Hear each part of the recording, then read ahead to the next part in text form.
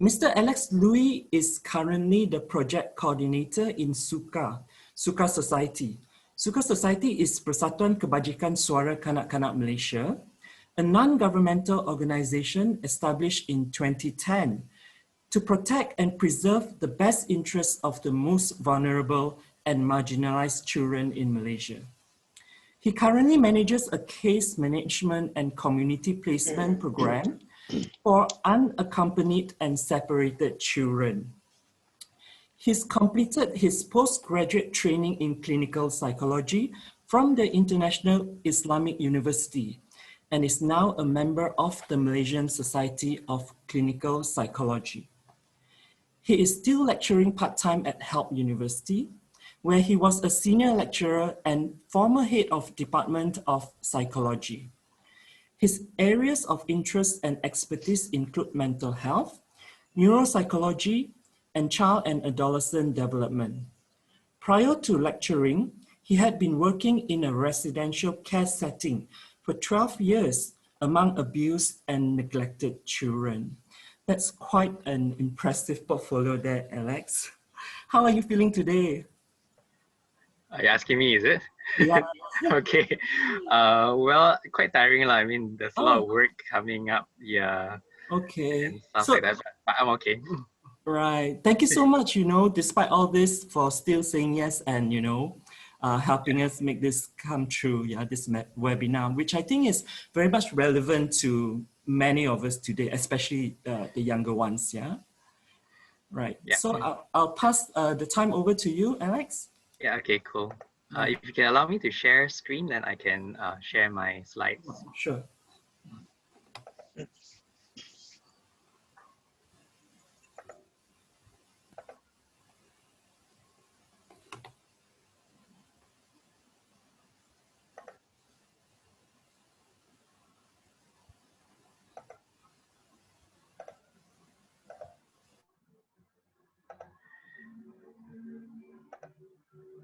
Okay, so thanks everyone for joining me today. I also want to ask you guys how you guys are doing, but I think that's quite a lot of you guys. But I hope in this time of drastic change in environment that you guys are still coping well. And I'm also curious to find out what is it that you guys are interested to know about social media and mental health. And I think this is something which a lot of us, especially at this point in time, find that social media is the main means for me to stay in touch with my friends and loved ones, especially those that we cannot meet physically, right? Of course, then there's the question of, how much does this social media affect us? And I'd like to start by asking a very simple question. And I want to start with mental health first, because a lot of times we use these words, right? We think we know what it means, but different people may have different connotation of what mental health is. Yeah, especially for us psychologists, we're very well aware of this word mental that kind of brings about a very negative connotation for most people, right? So for example, when we say, hey, you're very mental one, yeah, so there's always this idea that it signifies some kind of weird behavior or some kind of disorder, and people tend to be afraid of people with mental health issues. Yeah, so let me just ask, when the word mental health comes to your mind, right, what is it that you think of, right? So usually the answers I get from people is that when you think about mental health, yeah, of course this is not mental illness, I'm talking about mental health. Yeah, so they always think about they always have this idea or vision of somebody in a Zen mode, in a very quiet place, contemplating on life and trying to relax and stuff like that. So this is usually the image that we often get of what mental health is. But let me try to look for some answers for you. Okay, so I don't have a lot of answers. I also have to look for these answers. So let's look at the World Health Organization. So they're very important now, especially in this pandemic. They have a lot of say in what is it that makes us healthy, and one of the issues they're also concerned with, besides just fighting physical illness, is also mental health. So according to the World Health Organization, mental health is a state of well-being in which every individual realizes his own potential, can cope with the normal stresses of life, can work productively and fruitfully, and is able to make a contribution to her or his community. And then we're like, hey, I thought, this is like kind of opposite of what we envision mental health is, right? So it's nothing to do with Zen. In fact, there's a lot of work involved. There's a lot of doing things. There's contribution, achieving my potential. So it's a very, very active connotation that the World Health Organization. So maybe I'm not satisfied with this definition. I want to find what other people say. Maybe the World Health Organization is not very correct. Okay, so let's look at the American Psychological Association. I mean, after all, they're psychologists, right? So they should know better what mental health is.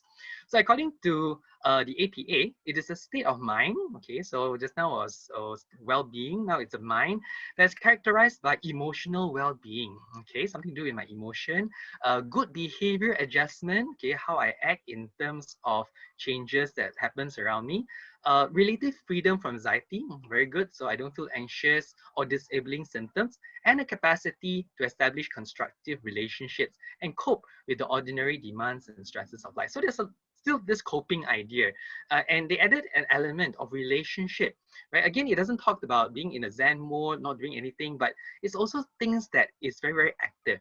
Yeah, so maybe we think that, okay, like this American, maybe they are very all this mindfulness thing. Let's see what Malaysians say, right? Since we are Malaysians, let's see whether we have any definitions from our own country or not. So we turn to the Kementerian Kesihatan Malaysia. So also very important now, their role. And in case you don't know, we actually have a DASA mental health for our own country as well, right? And according to the DASA Kesihatan Mental, they define mental health as the capacity of the individual, the group, and the environment to interact. So it's something that we do with other people, with things around us, to promote subjective well-being and optimal functioning. Again, it talks about how we function, work, and stuff like that, and the use of cognitive, affective, and relational abilities. Oh, okay, something to do with skill, right? Towards the achievement of individual and collective goals. Okay, so it's achieving something, work again. And they added something else, which is interesting, consistent with justice, means you cannot do anything you like, right? So you have to make sure you follow the law. So they make sure that that element is there in mental health. So of course, you can see that, different people, if you ask them, they will say different things, but there are a few elements that's common in all these different definitions. So let me just summarize a few for you. Right? So what is mental health? And it's important for us to understand the context in which we're going to talk about social media later on, right? Yeah. So we want to see how social media affect all these different things that we talk about, that we refer to as mental health. Yeah. So the first one is productive activities. So mental health is about being productive. Yeah, so being able to work, being able to socialize, and not only productive in terms of us as an individual, but also productive towards our community. So it's not what we do for ourselves. It's not earning enough money for myself only, but it's also what I can do for the people around me. Yeah, so a person who is mentally healthy would be able to contribute not only to himself or herself, but also to the people around them. Then you begin to ask yourself, like, do I fall into that group? Am I mentally healthy? Because maybe I don't contribute enough to people around me. I don't know. Yeah. So the next thing that the different definition of those talks about is healthy relationship. Yeah. So of course, the first people that we relate to are the people who are closest to us, especially in this time of pandemic. We cannot meet our friends, we cannot meet our colleagues for some of us, but the people who are here with us every single day and night is our family members. And of course, relationship is also not only with our immediate families and relatives, but also with people in our general community, right? And the third thing about what mental health is this ability to adapt, to change and cope with diversity. And this is something very important, especially now when there's so many changes happening in our lives, right? And this ability, so when we talk about ability, we're actually talking about skills. Yeah, so it's saying whether or not you have enough skill to adapt to those changes. And what skill are we talking about? Right, so we're talking about the skill to learn new things. Yeah, so like for example, a lot of us, especially lecturers, I'm sure some of you also have to start learning how to conduct meetings online. Yeah, I have to use all these different gadgets in order for me to communicate with people and still go on with my work and life as usual. Right, so a person who is mentally healthy is able to learn these new skills and adapt to new situation, and also probably communication skills as well. A person who is mentally healthy will be able to communicate well with other people. Yeah, so they don't pick fights. They don't, maybe they do pick fight, but it doesn't affect them to the point where it becomes destructive to themselves and to other people around them. And other skills are also things like emotional skills, how we learn to how control emotion, use our emotion to the best possible way, and also ability to think. Yeah, and we're going to talk about ability to think a bit later, because a lot of times, you know, how we manage social media, how we interact towards it, is what perspective we have towards the information that we get from all these different sources. Yeah, so this is what mental health is. So as we go into our topic, I want you to imagine that somebody who is mentally healthy is not just somebody who doesn't have, you know, mental illness. You know, they're just, it's not just about not having depression, anxiety, but being able to work and be productive. Yeah, so if you haven't had that kind of impression of mental health, so maybe it's time for you to think of mental health as something you do instead of something you just, or a state of well-being. But although it is, yeah, it is a state of well-being, but it's more than just feeling good about myself, feeling happy, but it's about being productive. Yeah. Okay, so let's go on to talk about our more specific topic. What is social media? This one, right, a bit hard for me to identify, because, you know, when I want to get definitions of mental health, you know, there are actually organizations and scholars and people who are in the field expertise who are able to give you quite a good definition. But when it comes to social media, I find so many different definition, and there are a lot of disagreement to whether certain applications are considered social media or not, right? So generally, so I will go to the thing that we love to do most, like, you know, so look at the dictionary. Yeah, and of course I remember growing up, the Oxford Dictionary is like the dictionary that I use. So I'm going to go back to that. So according to Oxford Dictionary, social media are websites and applications that enable users to create and share content, and also to participate in social networking. Okay, so very direct and easy definition. Then the next one, nowadays, we don't use dictionary. Everything we want to find out, we go to Wikipedia first. Of course, as a lecturer, I always tell my students, Wikipedia is not your first source of information. Always go to reliable sources first. But today I'm going to break that rule because I cannot find reliable sources. And I think this is something that kind of summarizes everything that everybody is actually saying. So what Wikipedia says is that it's an interactive computer-mediated technology. So it's something that we use, you know, using computer and electronics that facilitate the creation and sharing. So the two common themes here is like you are able to create and you're able to share. Okay, share what? Share information, share ideas, share career interests, and all kinds of different expressions via virtual communities and also network. Yeah, so this is the definition that's given. But we also want to know, like, okay, now when we know a little bit about what social media is, so we know there's some social media that we don't have to argue. Like everybody knows that Facebook is a social media, right? But others a little bit more debatable. Like some people ask, is WhatsApp considered as social media? So some people say yes, right? Why? Because it allows us to create content and to share with people. But the problem is, some people say this is not social media enough because you only share to people that you already select, right? Whereas like Facebook, you can share to anybody, people that you don't know. Yeah, but WhatsApp, you only share to people you know. Then in that case, then some people argue, then in that case, even our normal email can also be considered social media, right? Because we also create content, we also share, right? So I'm not going to go into that debate, but just to help you understand that there's not much consensus sometimes as to what social media is. But there are some apps that we know is definitely social media. Nobody argue with you. Like for example, we know that Facebook is social media, Instagram is social media. Lately, you know, TikTok is becoming very popular, especially among the younger generation. In fact, when we talk about Facebook, the younger generation, that's like outdated for them. It's only things that old people like me use, right? But you go into more visual stuff, more Snapchat and all sorts of different things. But how much does social media actually affect us, especially as Malaysians? So I found some interesting data from this website called datareportal.com. So and they have a lot more interesting data of different countries and different, but I just want to show you how much social media affect us as Malaysians. Okay, so it seems that And this, of course, was in January 2020, like it's before the pandemic. So I'm sure now the figures would have changed. But generally, even during then, right? So about 100% of people actually visited or used social network or messaging services in the last month. So it's something that everybody, of course, again, be mindful that these are statistics that are collected. So I don't know how they collect their participants, who they sample, but based on whatever data that they have, it's like everybody uses social network nowadays. Yeah, of course, this might not be entirely true, like depending on your availability of network and stuff like that. And out of those, 91% actively engaged in or contributed to social media in the past month. Yeah, and of course, when we talk about social media in this context, it's also related to things like YouTube, which is also considered as social media, right? So it's something that everybody watches nowadays, right?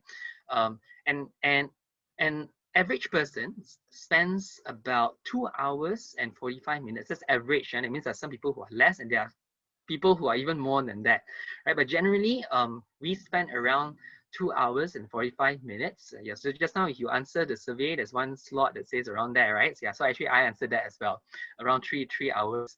Yeah, average number of social media accounts for internet user, what? This one I'm quite surprised, it's like 9.7. So you calculate how many accounts you have. So like, for example, if you have Facebook, that's counted as one. If you have Instagram, that's counted as one. If you have YouTube, it's counted as one. So it seems like, wow, quite a lot, right? And about 50% of people actually use social media for work purposes. So it's not just for entertainment, watch video for fun, but actually to do work, right? Yeah, and when we talk about social media in Malaysia, especially, what do people use? Yeah, so it's a very, very general term, right? So I'm also curious to find out. So it seems that YouTube is considered as number one, followed by WhatsApp, followed by Facebook, yeah, and then Instagram, and then Facebook Messenger, and so on and so forth.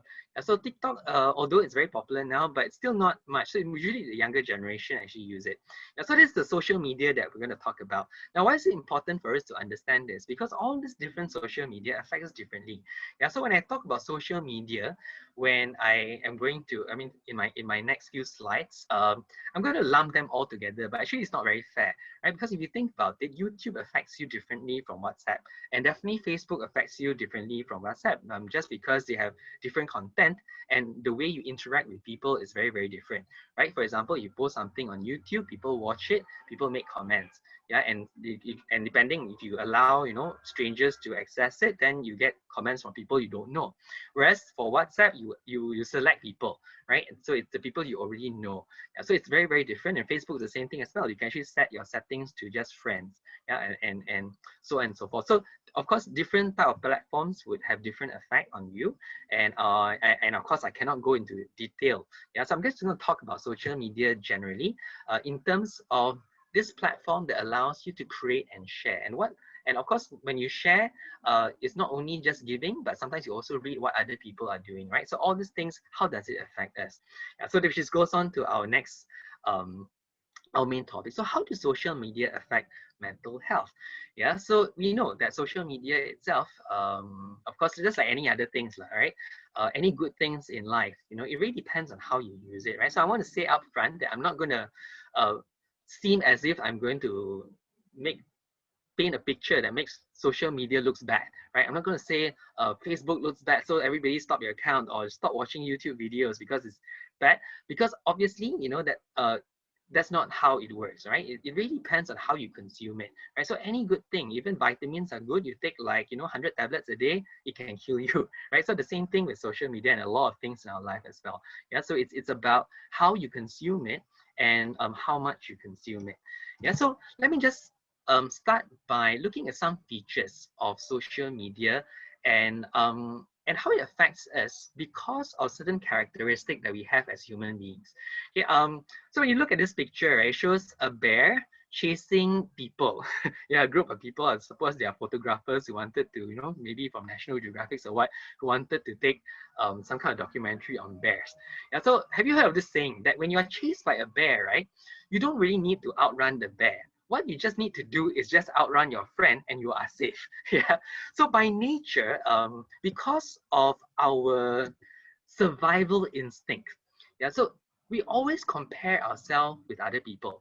Yeah, and if you want to look into things like evolution and how you know, things like survival of the fittest. It's always, if you are better than somebody else, then there's a higher likelihood for you to survive and thrive.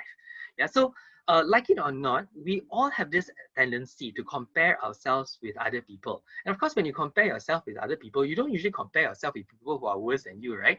You usually like to compare yourself with people who are better than you, isn't it? So you think about it, the type of houses you look for, right? So like when you the one thing I like to do is I like to look at people's houses. Like nowadays, you know, when you go to YouTube, right, you can see, wow, so nice house and stuff like that. Then I start comparing my house, like my house so small, you know, and don't have space and stuff like that. And I begin to feel very inadequate about what I actually have, right? Same thing as well. I mean, when you look for cars, for example, right? Do you look for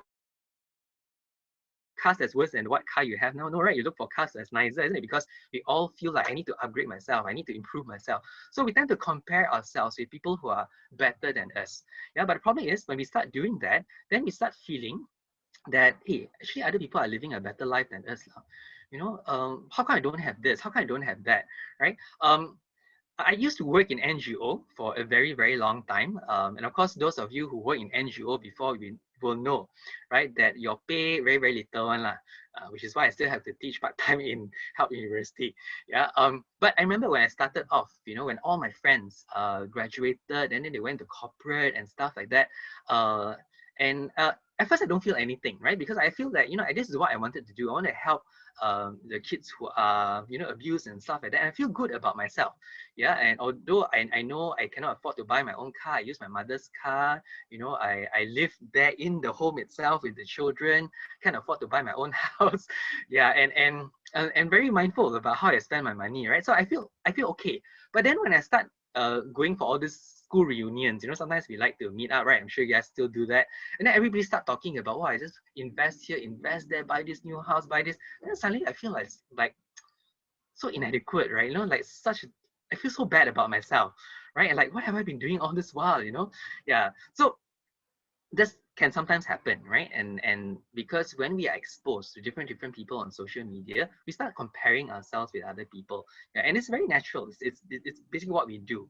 And which is why sometimes we take pleasure from seeing other people's misfortune rather than feeling empathy. So I'm sure you've heard this word called Schadenfreude, right? So it's a German word, but basically the connotation is like sometimes we enjoy seeing people suffer. So, yeah, so it's like a bit sadistic, but it's understandable. You know why? Because when I see people's failure, then I begin to feel like actually I'm not that bad, right? Okay lah, you know, and you know, especially people who are rich and then they go through so much trouble in their life, so it gives us some comfort. You know, thank God I'm not rich, because if I'm rich I might have all those problems. Yeah, so we console ourselves when we look at people's misfortune. So it's very funny because you know when we like to post nice things, right, on Facebook. Yeah, but have you ever considered that when you post nice things, right, when you show off your vacation or your happy family or your newborn child, it actually makes somebody feel bad, you know? Yeah, of course, it's not your fault, right? It's not your fault for making somebody feel bad, but somebody do feel bad, right? Because for some of us who may feel inadequate, looking at other people's well-being actually makes us feel bad by comparison. Yeah, so it's very important that you know we look at ourselves like, is my self-esteem and how I evaluate myself dependent on how I compare myself with other people. You know, so if you're the type of person who likes to compare, and I don't blame you, because when we started off as children, social comparison is something that happens very, very frequently, right? So think of the times when your parents or your mother, father compare with your sibling, compare you with so many other people. Hey, the fellow is so study so good. Why you like that one? You know, why your results so bad? And we always believe that our self-worth must be measured with somebody else, right? And because we have this in us, therefore social media becomes a very dangerous place for us, because there's a high likelihood that you know so many people that you can compare with, and the tendency is you will remember those people who are better than you, and you don't remember the people who are worse than you, right? And there are research that shows that that when people compare themselves upwardly, you know, like for example, somebody have a high activity social network, a lot of people like them, they have a lot of friends, they show healthy habits and stuff like that, you know, very good looking, you know, very fit body, then they feel less worthy of themselves compared to when they compare themselves with people who have lower yeah, not so many friends, not so many likes, and they practice unhealthy habits. So I remember somebody said to me, sometimes you want to make people happy, just post miserable things about yourself lah, because other people will feel like, actually, wow, this fella worse than me, actually I'm not so bad. Right? Okay, I'm not asking you to do that, but yeah, but just to help us be aware of what sometimes how other people can affect us, and how sometimes we can also affect other people, right? But of course we cannot help it, right? This is a part of our nature, and because of this we allow social media to affect us in that particular way. Now, the other thing is about social media is, I'm not sure whether we're looking at this picture, you know what I'm going to talk about next, right? So this person, if you look at his face, doesn't look very happy. When he paints himself happy. And we know that we do this all the time, because when we post on social media, what we are doing is essentially impression management. Yeah, so if I meet you live, there's nothing much you can hide. The most is you can, wear makeup or stuff like that, right? But other than that, what you see is kind of what you get, like it's right in front of you.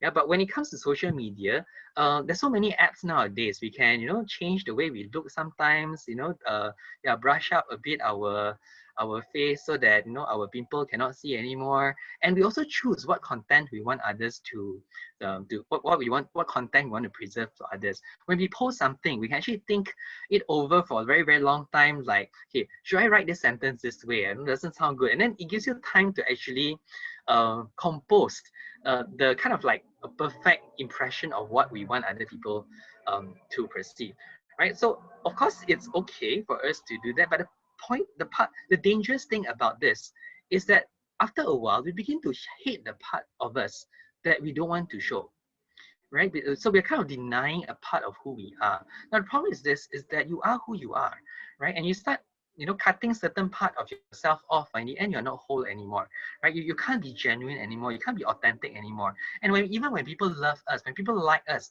we know that they're not liking us for who we are.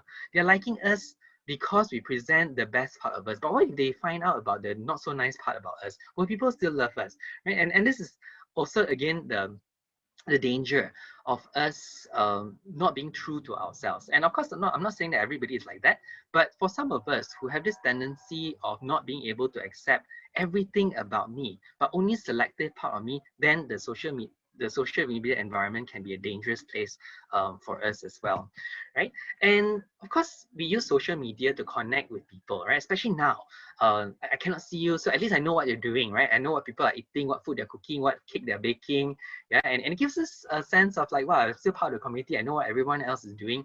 But sometimes it can give us a false sense of connection, yeah, and this is the root of a lot of people who feel depressed and anxious, although they have a lot of friends on Facebook. Now, so what happens in social media is that it allows a lot of breadth, but it's lacking in depth. When you have conversation with people, usually ask for a lot more things, right? Like, for example, when you see somebody posting the food online, so the most that we can do is, okay, like it, make some comments, wow, that looks wonderful, that looks delicious, but we don't probe any more than that, right? Whereas in a real life conversation, we probe, hey, how you make, and the person will start telling you the recipe, and then all the difficulties. So there's a lot more depth in the type of conversation that people have in real life as compared to social media. Then of course, when you are in social media, then you begin to wonder, like, what's the difference between a true friend and a fake friend? Yeah. So because we kind of like impression manage ourselves, then we really wonder that, if people know us for who we are, will they still love us? Because that's what a true friend does, right? A true friend will love us in spite of who we are, but a fake friend will only love us because of something. Yeah. So this will give us some kind of like wonder, or like, I'm not really sure, whether or not, yeah, all these so many friends. Yeah, of course, I remember some people also say, like, your true test of who your friends are is when you're in the hospital bed, right? So you may have like 1,000 friends on Facebook, but when it comes to you in the hospital, that's your real friend. Everybody else is just, yeah, your kind of like so-called friend, right? And there's also research to show that people who are lonely tend to prefer the use of the internet for social interaction and more likely to use the internet in a way that displaces time spent offline social activity. So it's not saying that when you spend a lot of time on social media, it'll make you lonely. But what you find is that there's a tendency that if you're the type of person who are really lonely, you find the internet very consoling, right? Because it gives you this quick means of interacting with people, and especially if you're a type of very anxious, like I wonder what people will think about me, do I say the right thing or not? Then Facebook gives you this time to plan what you say, right? When you see somebody in real life, well, no planning already. If you say the wrong thing, that's it already said, right? But with the internet, you can actually plan and manage. Yeah, but again, it's not real interaction, and there's a lot of depth that is actually missing in that. You've probably heard of Dunbar's number, which was created by, I think, this anthropologist called Robin Dunbar. So what he was saying is that, so he was doing research on different types of animal species, the size of their brain, and how wide is their social network, right? So of course, this is open to debate, but generally he says that our brain is only capable of keeping track of 150 people. And out of this, you can only have as many as 5 close friends, which includes your close family members, a super family, a little bit more, yeah, and 50 clan and 150 tribe in total. Yeah, so what is saying that, if you look at some of the numbers of friends we have in social media, right? Definitely we cannot keep track, of so many people, right? So it causes some kind of overload in our brain. Sometimes we get very tired, isn't it? When we try to keep up to date with what everybody else is doing, scroll and scroll and scroll and look at all these pictures, and after we get so tired of doing that. Now, why? Because according to Dunbar, our brain just cannot handle that many relationships in our lives. So it will really, really make you tired if you actually think that the Facebook is a place where I want to make as many friends as possible. Yeah, of course, the type of friends I'm talking about are those true friends, but if you just want to know about people, then that's a different story.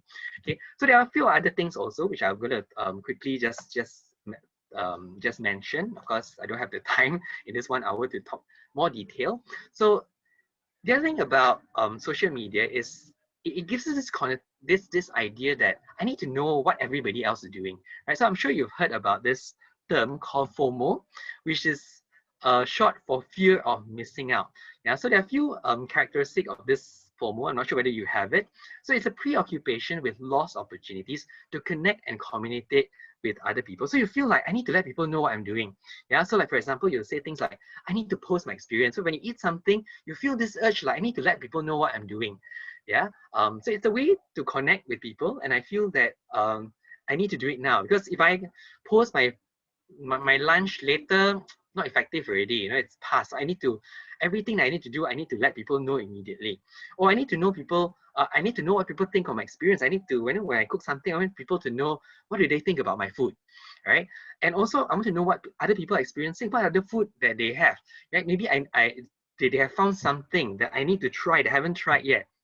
Yeah, or I need to respond to other people's experience. I want to let them know about what I think about what they're experiencing. Yeah, so that's one feature of fear of missing out. At the same time, there's also this tendency to experience anxiety over missing out on rewarding experiences of others, where you need to experience what other people experience. You feel like, wow, if everybody make dalgona coffee, I also must make dalgona coffee, right? If not, then I will not be part of the group, right? I feel so left out. Yeah, if everybody, which is why social media is a very powerful tool for advertisement as well, right? So the more you see people using something and enjoying something, you feel like I also need to enjoy that. If not, I'm missing out on something wonderful. Yeah, yeah, and you also feel that I need to have what other people are having.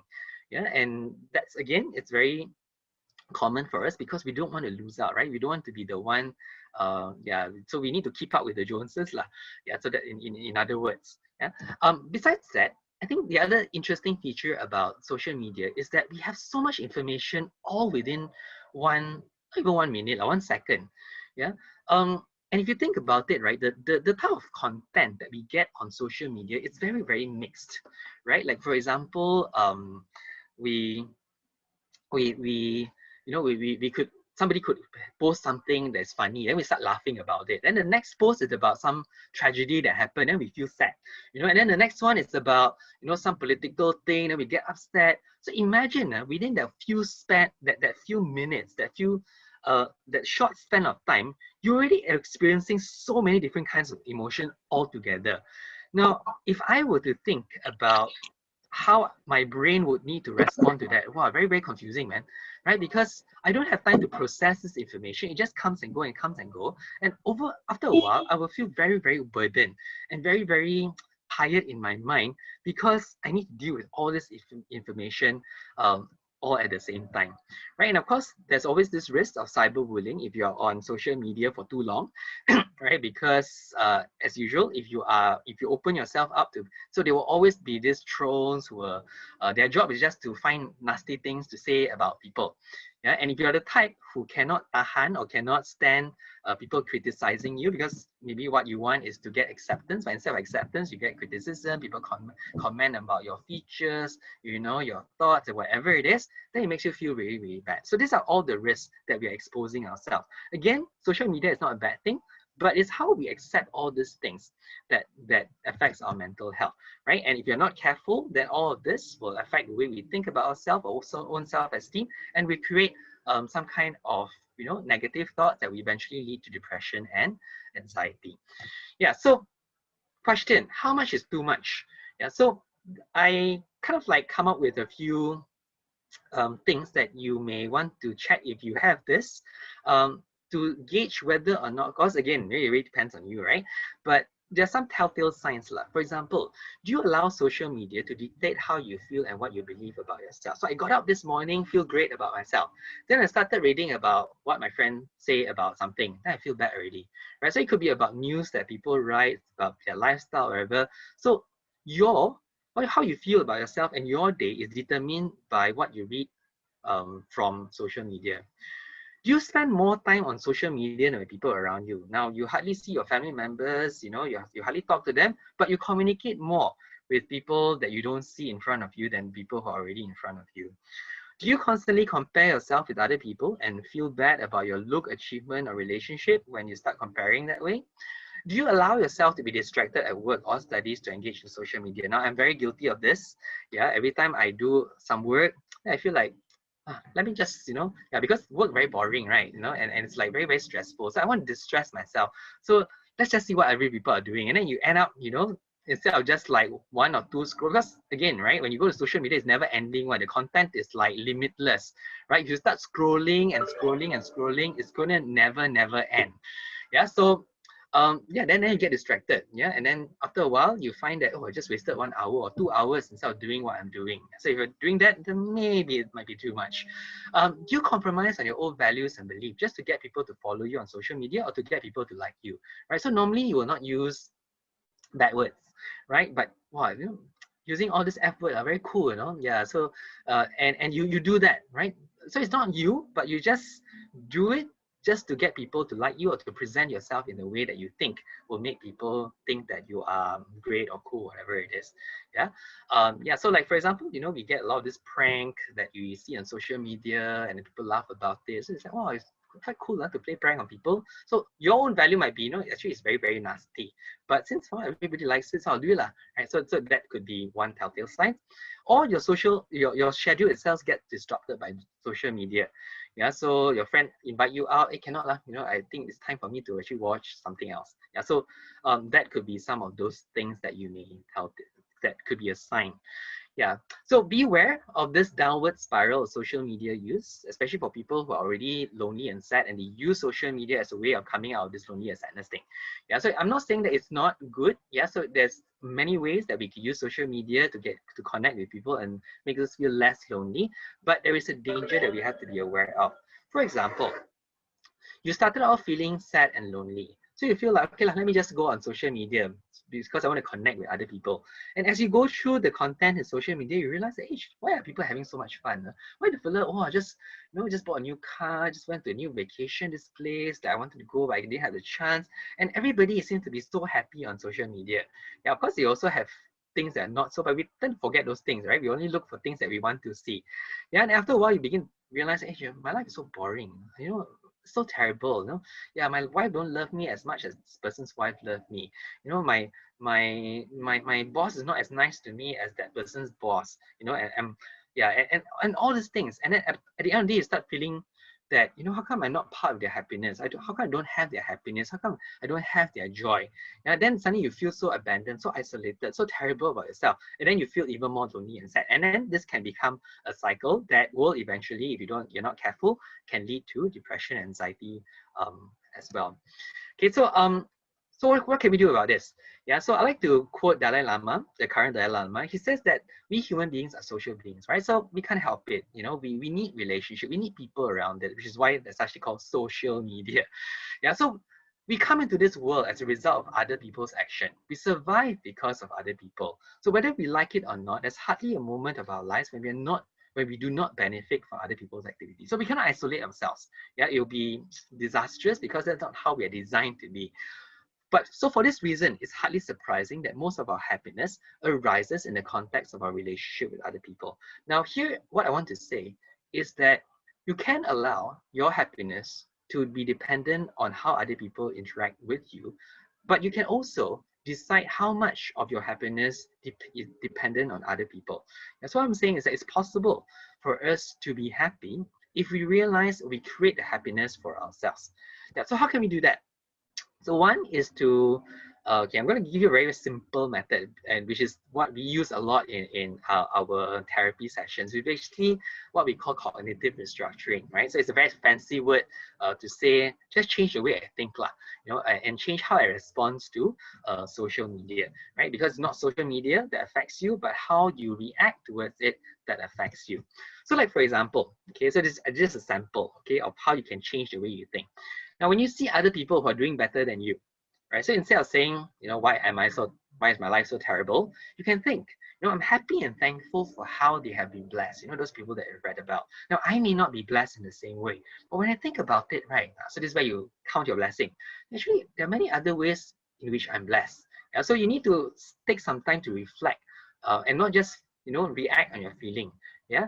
And then you can use people's success, as an inspiration for yourself, right? So you can be inspired by achievement, and think that, what you see is just the result, but you haven't seen, how hard they have struggled, or to maintain their relationship, or to get where they are, right? And that could be inspiration for you to work hard and strive to achieve your own goal. So remind yourself that what you see is just what people want to show you, but there's a lot of things behind that successes or achievement that you don't know, right? So don't be so quick to jump to conclusion to think that other people's life are better than mine.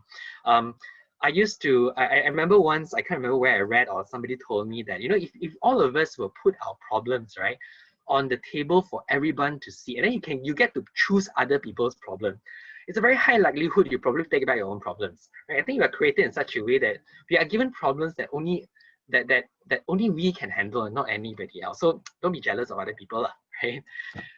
Second thing, what if you what if you feel lonely and isolated? Yeah, sorry, there's a typo there. I'm supposed to cancel off the C. When I feel lonely and isolated.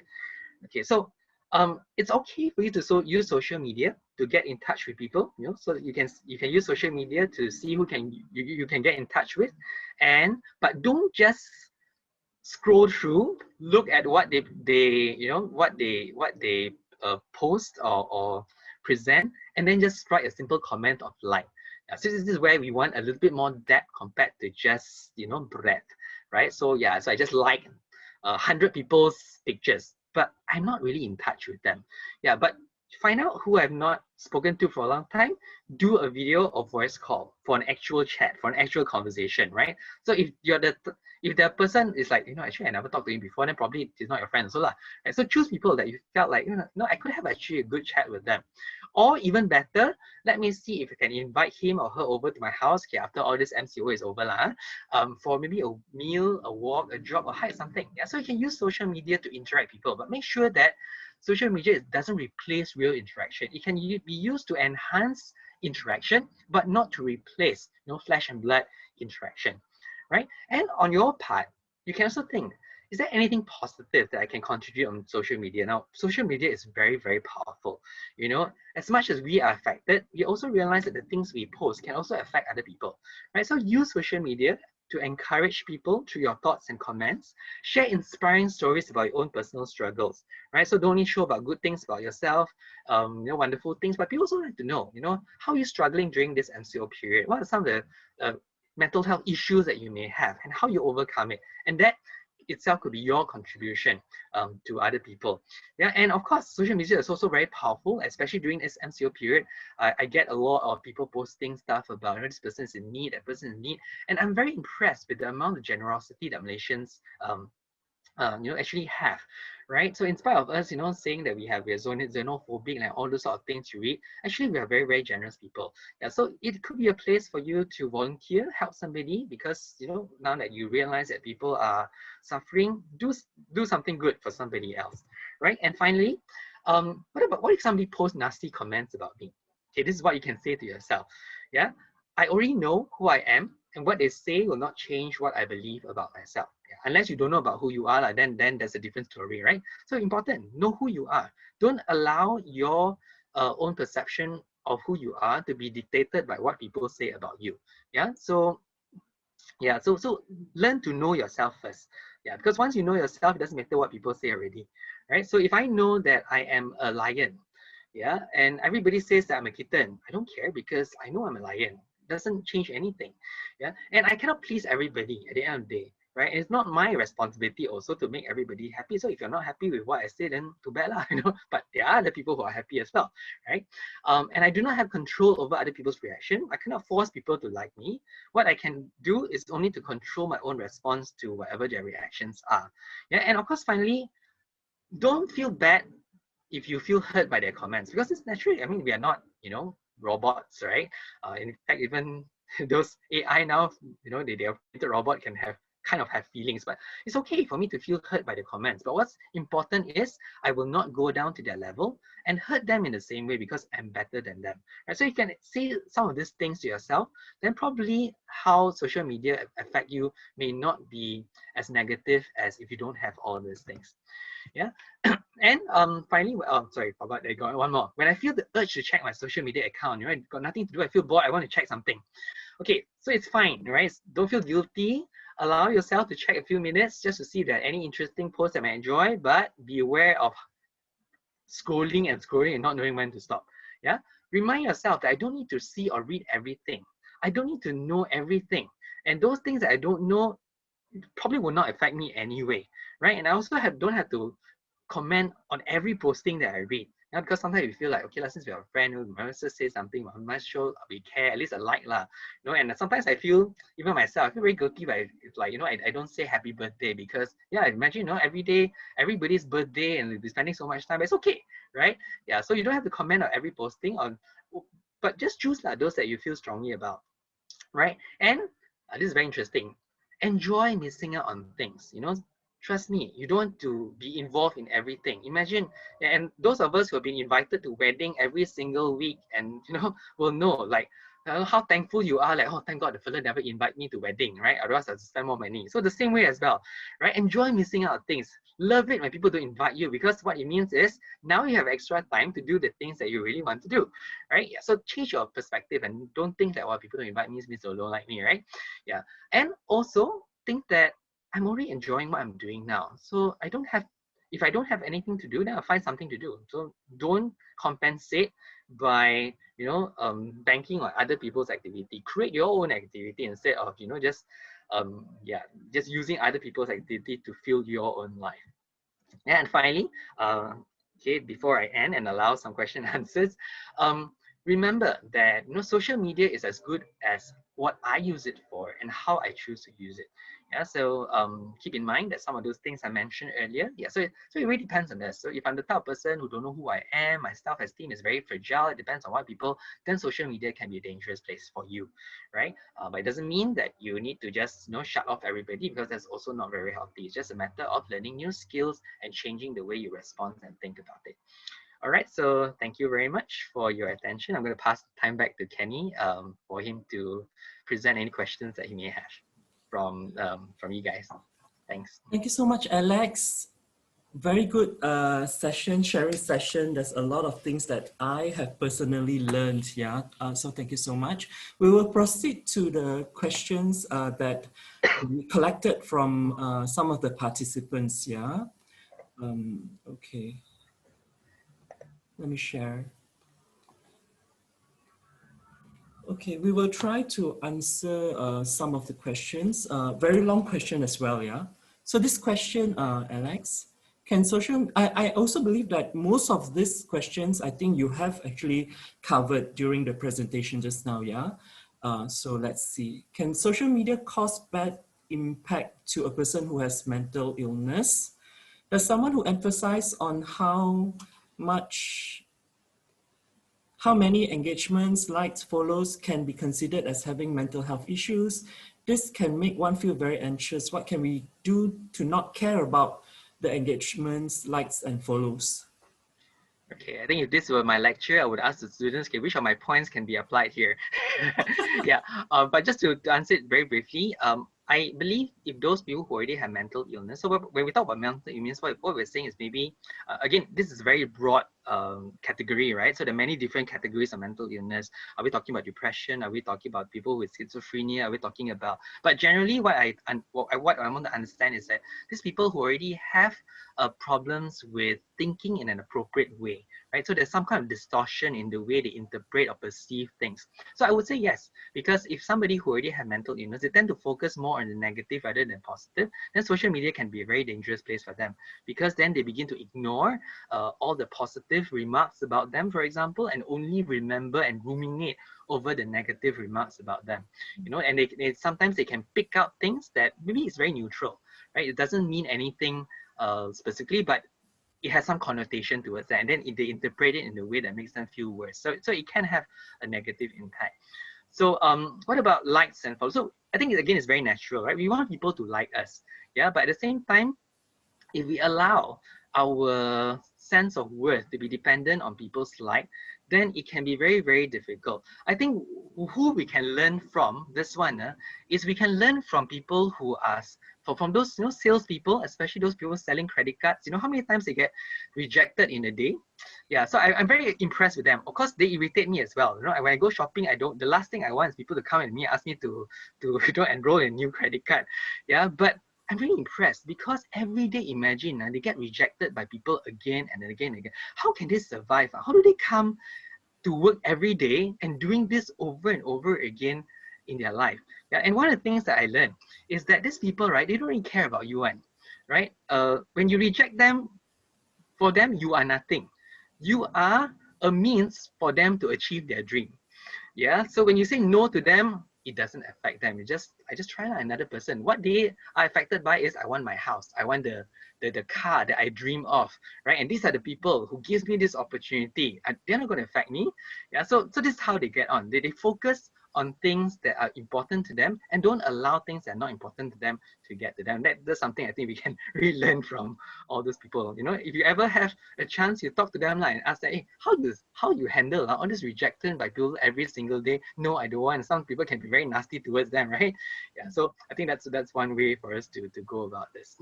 Right. So in another word, it's important for us to focus on ourselves, self-care, yeah, how we really feel, and not let others affect us that much. Yeah, You know? decide who you want to allow to affect you, and who, of course, we cannot say nobody affects me also, right? You Right. cannot have, you know, I don't want my wife to be affected, to affect me, because important people, yes, but some people not important, especially on social media. You know, half the people you don't even know who they are. Why should you allow somebody that you don't know who, you know, you don't even know them, to affect what they think about you? Right. Like you said earlier, we can't please everyone all the time, and there's no need to as well. Yeah. Yeah. Okay, we'll move on to the next question. Can people with mental health issues, this is I think related, yeah, turn to social media for help? Does reading positive and motivational posts help with their problems? Yeah, definitely. Of course, the question is, who do you turn to, right? Because social media has got a lot of resources as well. There's, you know, if you turn to the correct people, they're able to give you a good advice, then definitely it can help. Yeah, definitely reading positive motivational posts do help with their problems. But of course, we also have to keep in mind that reading about this is not the same as going through actual therapy itself. So if you really have mental health issues, it, yes, you can read about some things, but it doesn't deal with your core beliefs and stuff like that. It can make you feel good for a while, but it still doesn't deal with your actual problem, the root of the problems, which you still need to seek professional help in order to deal with this. Yeah, so to answer that question, maybe I can say, yeah, reading positive and motivational posts can make me feel good about myself for a while, but I don't think it will help you with your problem in the long run, because if the root is still there, then it will come back again and again and again. Right. So it's important to reach out to get professional help. Yeah. Yeah, and also during this time of MCO, CMCO, or RMCO, right? Many are also doing therapy online, online session. How do you see this, yeah, Alex? Like, is it as effective, or is it a good thing, or the pros and the cons? Yeah, interesting. I've never tried before, but because I'm forced to, I find that some people actually feel more comfortable. Because again, this depends on individuals, right? Some people actually feel more comfortable doing it online. Number one is because they feel the safety and security of their own room. Yeah, whereas sometimes when you go to a strange place, a person's clinic, you feel like, like, I don't know, this place is alien to me, and especially people who already have anxiety, and of course the idea of needing to travel sometimes becomes very, by the time you reach there, go through the jam, very tiring already.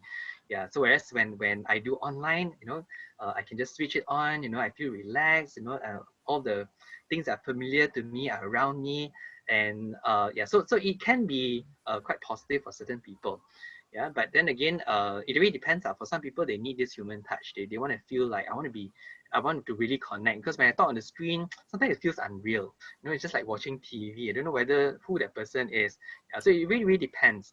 Yeah, but I know for some people, they really prefer online counseling or therapy compared to having to go and meet the person in person. Yeah, but of course, for a counselor or therapist point of view, there's some limitations. Like, for example, I can only see your facial expression. I cannot read your body language, because a lot of times you only see their face. Yeah, so for us, it could be a bit limiting, right? So I don't know whether you're crossing your leg or putting your hand under the. Yeah, so all these things, of course, as a counselor and therapist, non-verbal cues are also as important to us as what people actually say. Right. Okay. Thanks, Alex. We move to the next one. All right. How do we reduce dependency when everyone around us is so active using it? Yeah. How can we assist teenagers to set boundaries or limit their social media usage? And at what age, this is interesting, at what age can we allow our children to have their own social media accounts? Okay, this is a very tough one. Yeah, I mean, okay, not everybody around us is actively on it. That's something that I think we want to remind ourselves. I know people who are not on social media at all. Yeah, so we also want to recognize that it is not something that everybody is doing. Yeah, so again, when we talk about dependency, what do we mean? Right, dependent means like I cannot survive without it. And of course, again, it depends on context. Why can't you survive without it? Yeah, so let's say if you are really isolated, you are working in this totally isolated place, then being dependent on social media is probably the only way that you can connect with people around you, right?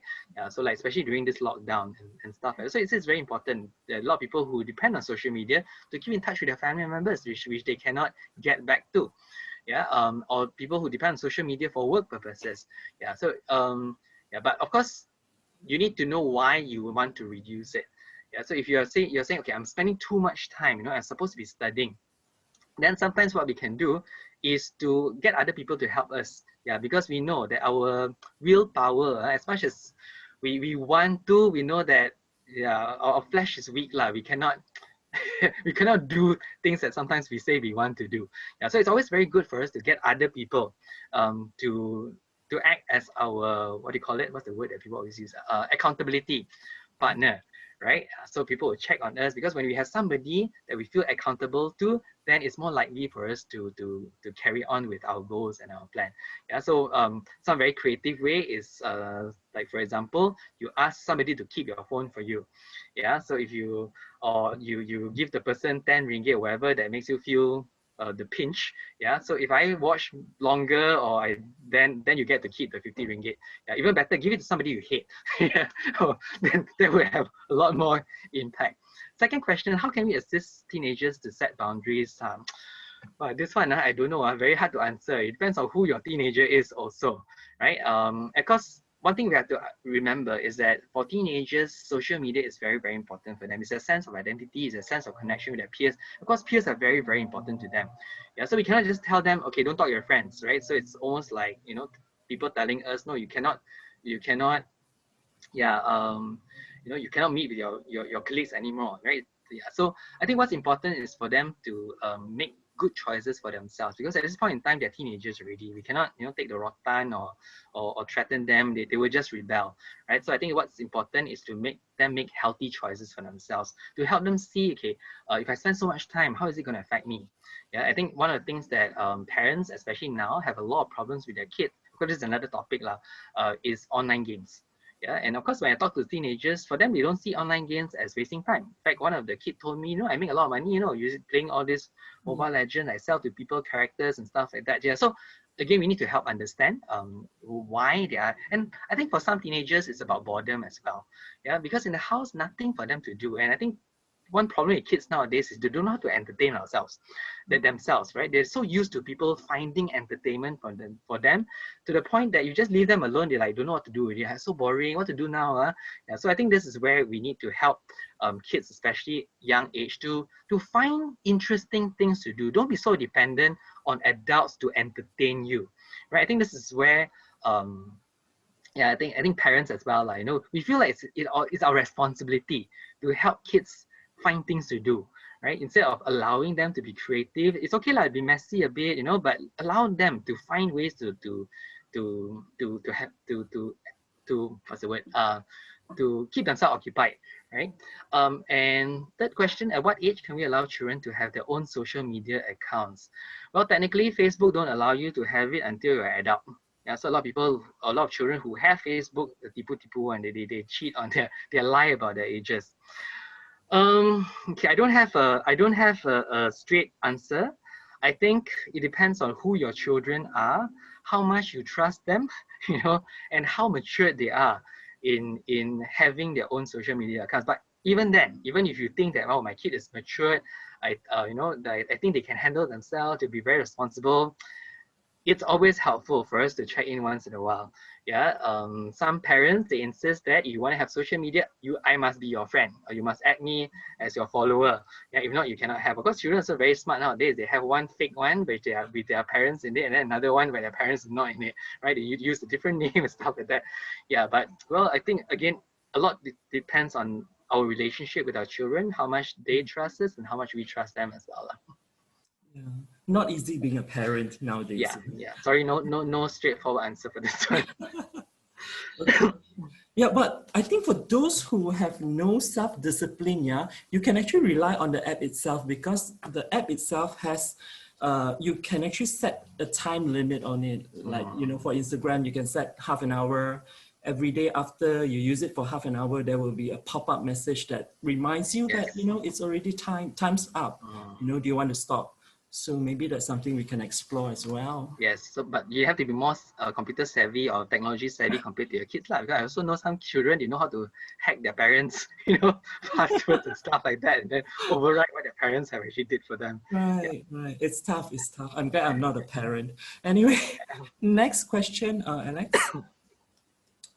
Oh, okay, this is quite interesting. Should I deactivate my social media? I am afraid it will make me feel more lonely. And also this comment here that says social media also seems like an essential for those who are seeking for a job. Yeah, I think you probably know my answer to should I activate. So it depends, if you are able to follow those steps and then overcome how much it affects you, then probably no need lah. But for some people, they have decided that it's affecting me a lot. and I feel like being on social media actually makes me more depressed, makes me more anxious, and I don't want to be on it. Yeah. But if you say I'm afraid it will make me more lonely, then I think I'll go back to what I've talked about earlier. Like, there's this danger of social media of you going through this vicious cycle that will make you even more lonely. Yeah. So loneliness, again, it depends. There are people who, so you may want to ask yourself, what is it that makes you feel lonely? Yeah, so it's not just about being with people. There's some people who are with other people, but they still feel lonely. So it's a very, very different thing. Yeah, so you feel isolated and lonely. Why? Because you feel like you cannot connect to the people. You feel like people don't understand me. So there are many different reasons, and you need to explore that reasons a bit more deeply before you decide. Yeah, I just want to not be involved anymore. And of course, social media is important for those who are seeking jobs, especially if you have friends who tends to advertise job or say talk about openings and stuff like that. Yeah, so it can be, but of course, don't forget that there are many other means of finding job.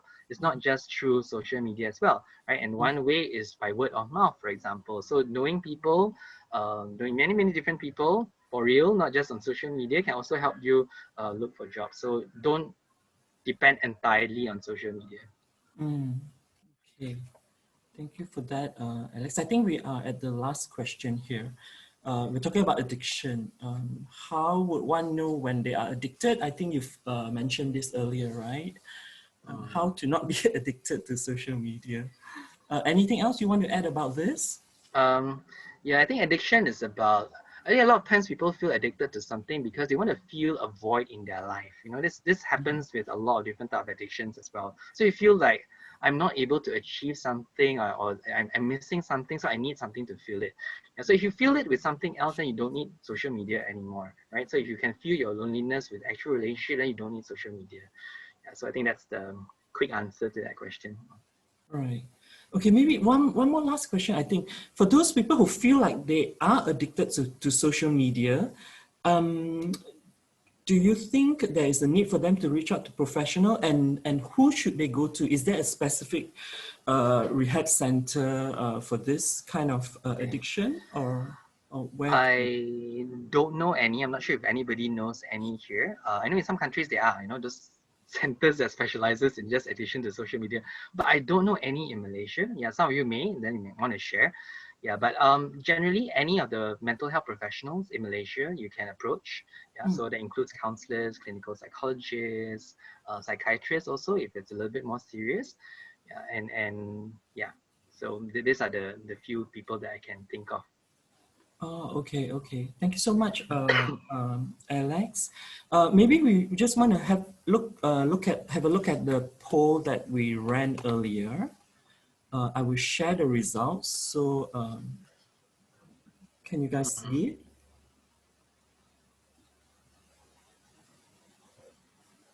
Can you see it, Alex? Yes, I Do can. you want to make any comment? Yeah, Question just want two to and say question that three. the 1 to 3 hours quite accurate lah. The data I showed earlier, right? It says that an average person spend about 2 hours and 45 minutes, so it falls within that category lah. Yeah, but wow, more than 8 hours, like wow, I could that's like your entire working life. Unless your work is to create social media, then maybe that's a different thing. Yeah, could be, I don't know, right? There's some people who work that their work is actually to create social media, so they have to spend that much time. Do you feel that mental health is affected in a bad way? Yeah. So it depends, right? Some people say yes, no. So again, it depends. So like for myself, I think there's a time when social media did affect me quite bad because that time I think I was already feeling very very low about myself. Yeah, and then going online and start comparing myself. Those things like all the things I talked about. Yeah. So and sometimes it doesn't affect you the same way all the time. Sometimes it affects you positively. Sometimes it affects you negatively. So during that period of time, it was really bad to the point that I decided that I don't want to look anymore. No, but now I'm a bit okay. Then I'm back again. So yeah, so that's possible as well. Right, right. Okay, so I think we're at the end of the session. I'd like to thank Alex for a very enlightening session. So much information, so much that I have personally learned, and I'm sure we have learned a lot as well. And I do hope that after this session, from what we've gained, right, we are able to use social media positively. So that it won't affect our mental health. Yeah, instead it can actually help boost our mental health. Use it the correct way. Yeah. So thank you very much also to everyone who's joined us today. And do follow our social media so that you know what's happening for our next webinar, and join us again, yeah? So thank you very much. Thank you, Alex. Thank you. Bye. Thank you. Thank you, Alex. Thank you very much. Bye, Stay safe, everyone. everyone. Bye.